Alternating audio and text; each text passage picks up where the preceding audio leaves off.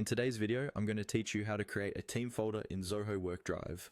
Team folders are shared spaces where your team can store, organize, and collaborate on files together, instead of everyone keeping separate copies in their own personal space.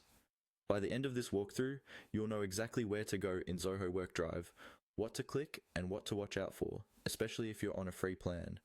First, sign into your Zoho WorkDrive account in your browser. Once you're logged in, you'll land in your personal area, usually called My Folders or something similar to your private space. This is where your own files and folders live, and it's different from the shared team folders we're about to create.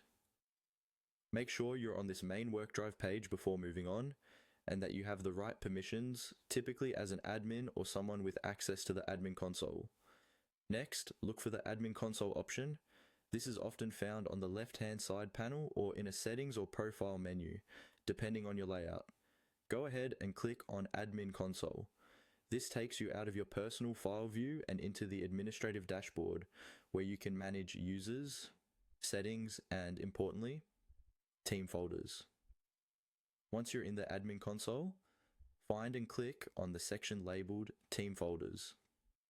This section is dedicated to creating and managing shared folders across your organization or workspace.